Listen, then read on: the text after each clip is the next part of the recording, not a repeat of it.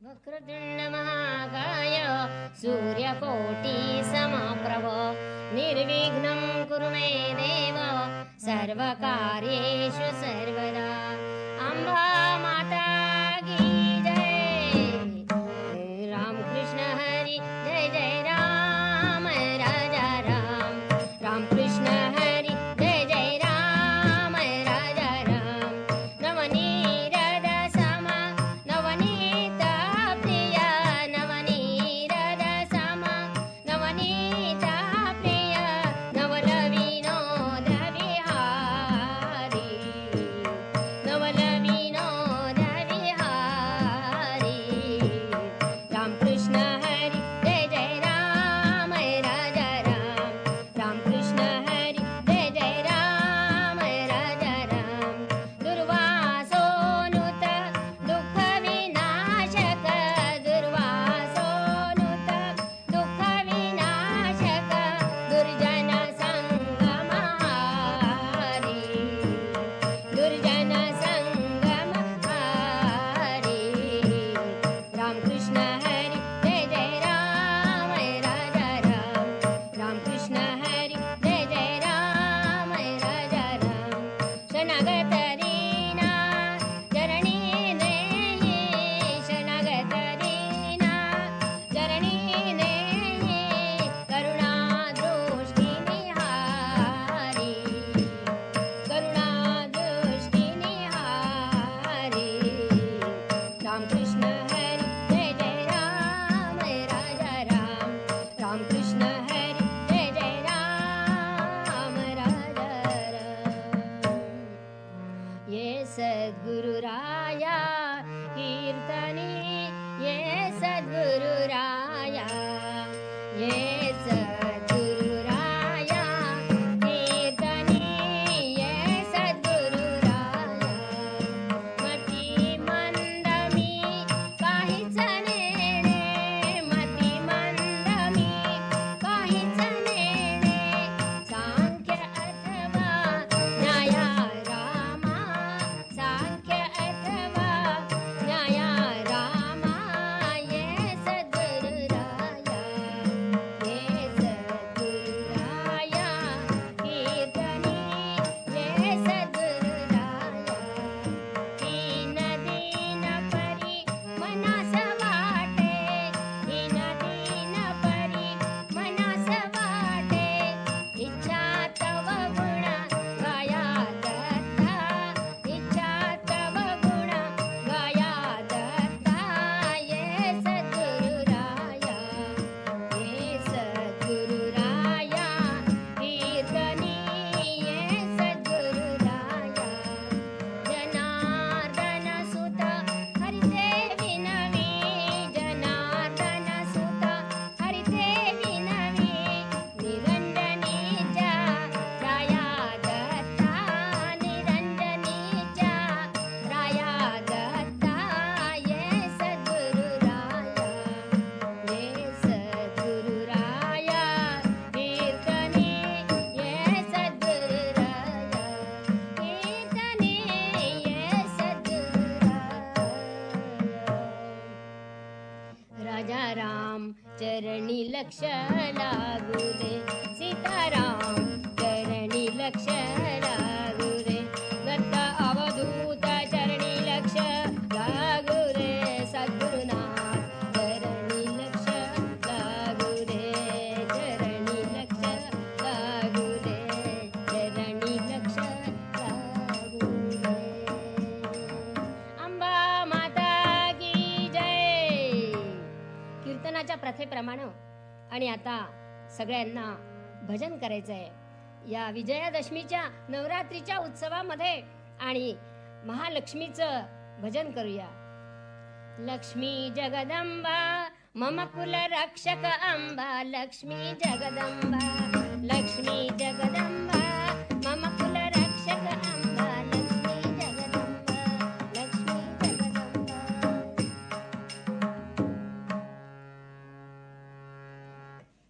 दयाघन भूतली अवतरतो दयाघन भूतली अवतरतो अंबिका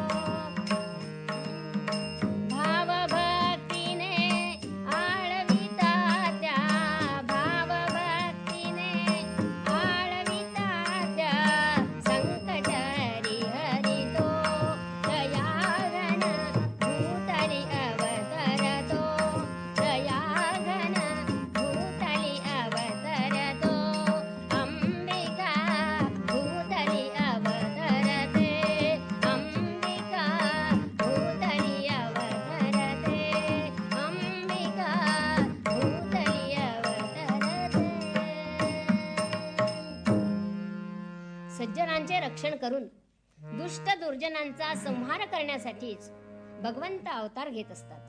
ज्यावेळी सर्व समाज दुराचारी स्वार्थी विषयी बनतो, दुराचारी लोक स्वतःच्या स्वार्थासाठी सज्जनांचा छळ करतात.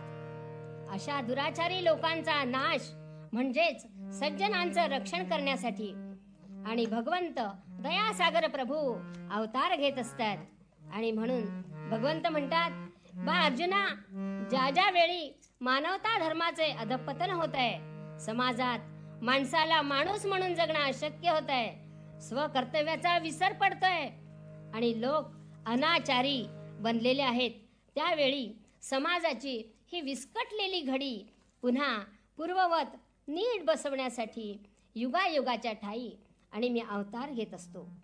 संत तुलसीदास महाराज एका ठिकाणी आपल्या दोह्यामध्ये म्हणतात आहे, जब जब हुई धर्म की हानी, बाढ़ई असुर अधम अभिमानी, करही अनीति जाई नहीं वरनी, सीधही विप्र धेनु सुर धरनी, तब तब प्रभु धरी विविध शरीरा, हरही कृपा निधी सज्जन पीरा. जेव्हा जेव्हा दुष्ट उन्मत्त राक्षसी असुरी प्रवृत्तींचा उदय होतो, लोक अनिर्वाच्य आणि नीतिबाह्य वर्तन करू लागतात, तेव्हा अशा वेळी दयासागर प्रभू नानाविध शरीरे धारण करून आणि सज्जनांचे रक्षण करीत असतात. बरं, आणि आता या तर कलियुगच आहे असं म्हटलं जातं, आणि या कलियुगाचं वर्णन काय बरं करावं. या कलियुगामध्ये आणि काय होणार आहे हे जसं काही संत नामदेव महाराजांना आधीच माहिती होतं का काय ते, आणि म्हणून आपल्या अभंगामध्ये त्यांनी लिहून ठेवलेलं आहे, कलियुगाचे मुळे झाले झाले सर्वांचे वाटोळे, कलियुगाचे मुळे झाले झाले सर्वांचे वाटोळे, पलंगी वैसवोनी राणी, माते हाती आणि पाणी, कलियुगाचे मुळे झाले झाले सर्वांचे वाटोळे, ऐसा कलियुगाचा महिमा, ऐसा कलियुगाचा महिमा, म्हणे विष्णू दास नामा, म्हणे विष्णू दास नामा, कलियुगाचे मुळे झाले झाले सर्वांचे वाटोळे, झाले सर्वांचे वाटोळे. असा हा कलियुगीचा महिमा. विभक्त कुटुंब पद्धतीचा पगडा बसत चाललेला, पाळणा घर आणि वृद्धाश्रम निर्मिती झालेला, हम दो हमारे दो माँ बाप को छोड़ दो, अशा या प्रवृत्तीचा एक कवी तर म्हणतात आहे, माझं बोट धरून तू आज चालत आहेस, पाळणा घराची वाट लवकरच संपत आहे आणि काही वर्षानंतर मलाही असंच तुझ्या आधारानं असंच लडखडत अडखळत जायचं आहे ते वृद्धाश्रमात, आणि पुन्हा तिथून जणू काही परत न येण्यासाठीच. असो, काल महिमा, दुसरं काय म्हणायचं. आई वडील, गुरुजन, आप्तस्वकीय यांच्याबद्दलचं प्रेम आदर सर्व काही नाहीसं झाल्यासारखं झालंय. पुराणात मात्र वडिलांनी प्रत्यक्ष मुलाचा छळ केल्याचं उदाहरण आहे ते भक्त प्रल्हादाचं. हरिभक्ती करतोय म्हणून हिरण्यकश्यपूनं प्रत्यक्ष मुलाचा अन्वनीत छळ केला हो, आणि त्याला शासन करण्यासाठी मग प्रभू काष्ठस्तंभी प्रगटला आणि त्याने प्रल्हाद रक्षिला. याप्रमाणे युगायुगाच्या ठाई विविध शरीरे धारण करून आपले वचन पूर्ण करण्याचं भगवंतांनी जणू आपल्याला अभिवचन दिलेलं आहे, आणि म्हणून त्या भगवंतास दयाघन असं म्हटलंय. तो भावाचा भुकेला आहे. बरं, द्रौपदीचं भाजीचं पान, गजेंद्राचं पुष्प, शबरीची बोरं, सुदाम्याचे पोहे, विदुराच्या कण्या, याप्रमाणे भक्तीनं अर्पण केलेल्या आणि गोष्टीवर सुद्धा भगवंत संतुष्ट होतात. या भगवंताची आदिशक्तीची भक्ती करण्यासाठी, अनन्य शरण होण्यासाठी काय करायचं तर संत तुकाराम महाराज म्हणतात आहे, माय बाप दोन्ही जीवेची मारावे, माय बाप दोन्ही जीवेची मारावे, चरण धरावे बायकाचे, चरण धरावे बायकाचे, माय बाप दोन्ही जीवेची मारावे, माय बाप दोन्ही जीवेची मारावे, भावाचे लगीन बहिणीशी लावावे, भावाचे लगीन बहिणीशी लावावे, देणेची पावावे मोक्ष पदासी, देणेची पावावे मोक्ष पदासी. आपल्याला वाटेल संत असं का बरं सांगतायत हो, परंतु संत वचन ही त्रिकाला बाधित सत्य असतात. त्याचा अर्थ मात्र आपल्याला समजून घेता आला पाहिजे. या ठिकाणी संत म्हणतात आहे की माया म्हणजे माया आणि बाप म्हणजे अहंकार. अर्थातच या मायेच्या पसारात पंचविषयाच्या षडविकारांमध्ये रममाण न होता अहंभाव सोडून भगवंतास म्हणजेच एकास अनन्य भावानं शरण जायचंय. भावाचे बहिणीशी लावावे हे विपरीतच वाटतं, पण संत म्हणतात भाव म्हणजे शुद्ध अंतःकरण आणि श्रद्धा, आणि बहीण म्हणजे अर्थातच भक्ती. म्हणूनच शुद्ध अंतःकरणानं अर्थातच भावभक्तीनं पूजिता विश्वनाथा आणि मोक्षपदास पोहोचणे खरंच शक्य आहे. रामासी त्यागावे वगैरे आणखी पूर्ण अभंगामध्ये वर्णन संत तुकाराम महाराजांनी यासाठी केले आहे. यासाठी सर्व इंद्रियावर विजय मिळवून जीवा मिळाल्यावर आणि सद्गुरु कृपेनं जीवाशिवाची जडली समाधी, तुटला प्रपंच सुटली उपाधी असा अनुभव येईल. आणि याचसाठी मिळालेल्या नरदेहात जीवाचं सार्थक करून घेण्यासाठी सात्विक चिरकाल टिकणारे परिणामी सुखरूप असे सौख्य प्राप्त होईल. आणि 184च्या फेऱ्यातून सुटण्यासाठी अर्थातच मोक्ष प्राप्तीसाठी भगवंतास अनन्य शरण व्हायला पाहिजे. आणि तेव्हाच तो दयाघन प्रभू भूतली अवतार घेऊन आपला उद्धार करतो. आणि याच आशयानं पूर्वपदामध्ये संत म्हणतात आहे, दयाघन भूतली अवतरतो, दयाघन भूतली अवतरतो, दयाघन भूतली अवतरतो. सर्वांनी भजन करायचंय. जय जय भवानी मनरमणी महिषासुर मर्दिनी, जय जय भवानी मनरमणी महिषासुर मर्दिनी, जय जय भवानी मनरमणी महिषासुर मर्दिनी, जय जय भवानी, जय जय भवानी. अंबा माता की जय. आज विजयादशमी दसरा आश्विन शुद्ध प्रतिपदेपासून सुरू असलेल्या या सणाची उत्सवाची सांगता म्हणजे विजयादशमी. हा विजयोत्सव आहे. कोणत्या दुष्टाच्या संहारासाठी आणि प्रभूने घेतलेला हा अवतार आहे ते आता आपण बघूया. नमो देवे महादेवे शिवाय सतत नमः, नमो प्रकृती भद्राय नियता प्रणता स्मता. जगदंबा माता की जय. आदिशक्तीची 3 रूप आहेत, महासरस्वती, महालक्ष्मी आणि महाकाली. ब्रह्मा विष्णू महेश यांच्या शक्तीमधून निर्माण झालेल्या या देवीला कोटी कोटी प्रणाम अशी ही भगवती. नवरात्रामध्ये घटी बैसली अंबा भवानी, नवरात्रामध्ये घटी बैसली अंबा भवानी आणि शिलांगणाला निघते स्वारी दसऱ्याच्या दिनी. याप्रमाणे दुष्टाच्या संहारासाठी असलेल्या या भगवतीचा हा अवतार कसा तरी झाला हे आता आपण बघूया. सुपार्श्व नावाचा एक ज्ञानी ऋषी महिष्मती नगरीत तपोवनात बसला होता पा. तेव्हा विप्रचिती नावाच्या दैत्याची कन्या जी महिष्मती, तिने तो आश्रम पाहिला आणि ऋषींना भीती दाखवून आपल्या सख्यांसह तिथंच राहावं म्हणून ती म्हशीचं रूप घेऊन तिथं राहिली.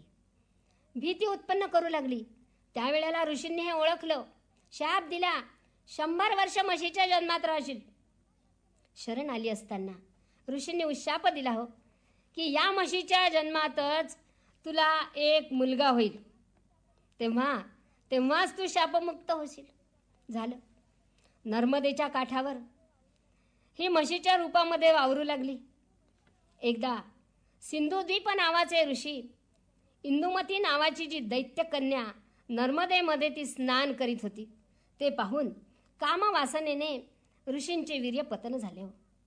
ते प्रवाहात वाहत असताना या म्हशीने ते प्राशन केलं बघा. त्यामुळे तिला गर्भधारणा झाली आणि मुलगा झाला.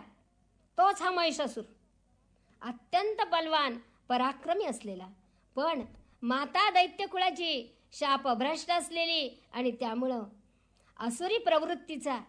याचसाठी म्हणतात सुशीलो मातृपुण्येनं. अशी ही स्थिती असताना त्या महिषासुरानं सर्वत्र उच्छाद मांडला. कोणी शास्ता राहिला नाही, कोणी वाली उरला नाही, अशी स्थिती झाली.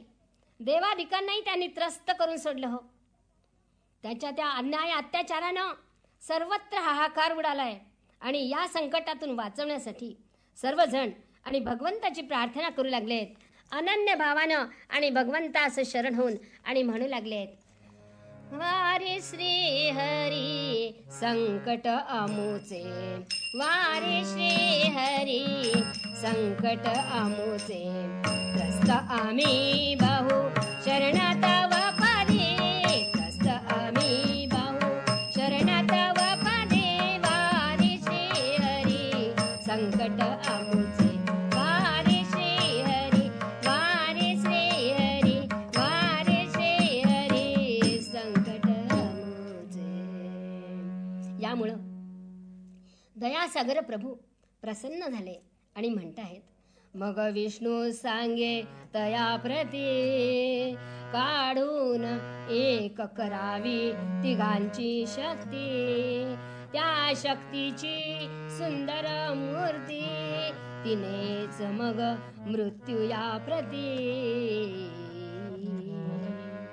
याप्रमाणे तिन्ही देवांनी आपापल्या ती शक्ती देताच एक सुंदर अशी पुतळी समोर उभी राहिली आहे. तिघांची ती शक्ती काढून सुंदर पुतळी केली, तिघांची ती शक्ती काढून सुंदर पुतळी केली.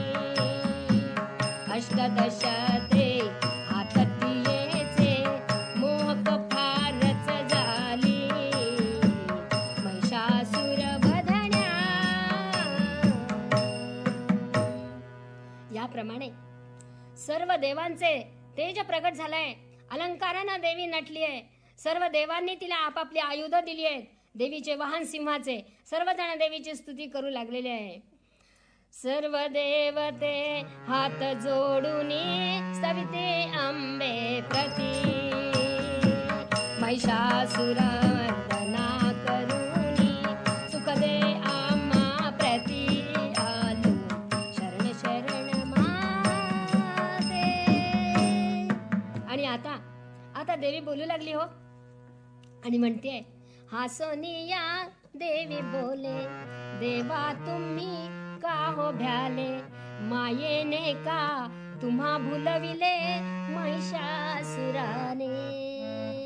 देवी म्हणते, मी त्या महिषासुराचा नाश करीन, तुम्ही बिलकुल भिवू नका, कोणीही चिंता करू नका. आणि याप्रमाणे बोलून देवीनं गर्जना केली आहे आणि सिंहाचे वाहन असलेली ती देवी आणि जणू काही सिंहानेच प्रतिसाद दिलेला आहे. आणि हा आवाज ऐकला मात्र ऐसे बोलोनी करी गर्जना, आवाज त्रिभुवनी मावेना, दुमदुमनी गर्जना, महिषासुर घाबरला.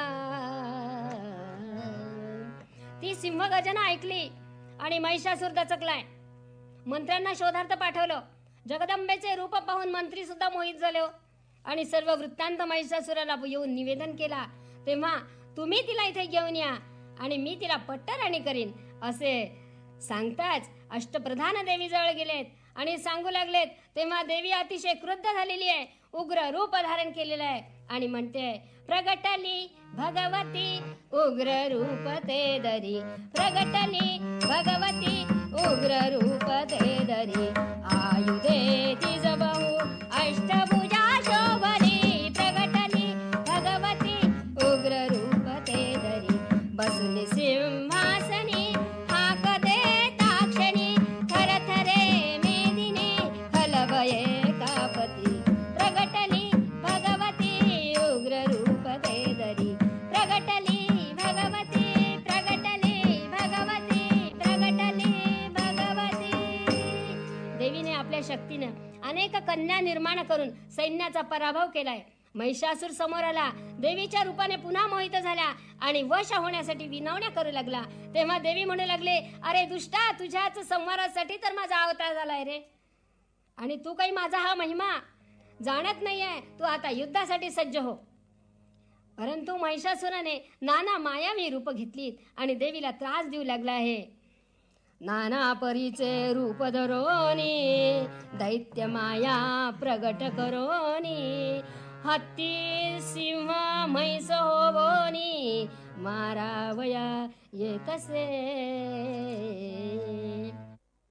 जगदंबेने अतुल पराक्रमाने त्याचा पराभव केला.